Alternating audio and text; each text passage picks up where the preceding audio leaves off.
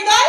আরে বলছিলাম তোমার পিসে মশাই রোগটা যেমন করে বাঁচছে, যদি তোমার পিসে মশাই কিছু হয়ে যায় তাহলে তো আমার জীবনটা একেবারে সরসার হয়ে যায়। পিসিমা আমার কথা বলতে নেই, পিসের মধ্যে শুনলে ভীষণ কষ্ট পাবে। সেই কষ্টটাকে সমান ভাগে ভাগ করে নেওয়ার নামই তো মানবিকতা। দাদা আজ তোর কষ্ট দেখে আমার চোখে যদি জলই না আসে তাহলে তোর কিসের বড় ভাই আমি? তোর সঙ্গে আমার কিসের রক্তের সম্পর্ক রে হতভাগী? আমি শুধু আমার বনিনুষ, আমার সন্তানের মতো, তাই তোর সুখ দুঃখ সবকিছু দায়ভার বহন করা আমার কর্তব্য। এই সম্পত্তির অর্ধেক অংশ আমি তোর নামে লিখে দিয়ে তোদের ভবিষ্যৎ আমি নতুন করে গড়ে দেব।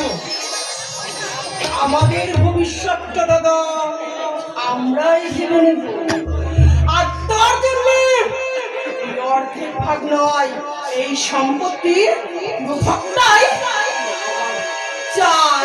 ভাবছো পিসিমা? না বাবা, কিছু ভাবছি না। আরে আমার সম্পত্তি কেন দাদা? হ্যাঁ, আমার এই দাদার আশীর্বাদটা আমার মাথায় থাকলে আমার কিচ্ছু চাই না, কিচ্ছু চাই না দাদা, আমার কিচ্ছু চাই না। পিসিমা পিসিমা পিসিমা ওটা যেভাবে কেঁদে উঠলো কেন বাবা? মেরে ফেলবো, একেবারে মেরে গোলা টিপে মেরে ফেলবো। তাকে মেরে ফেলবি? ওই শয়তানি পেতিটাকে। কেন দাদা, পিসিমা কি করেছে? ও বলে কিনা সেই মেম সাহেব নাকি আমার বউ হয়ে গেছে।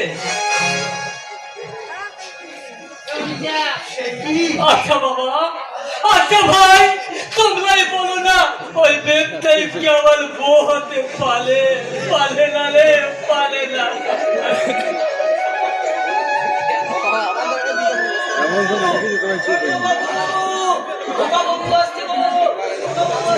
কি হয়েছে নন্দদা? তুমি এভাবে ডাক্তারকে খেতে এলে কেন?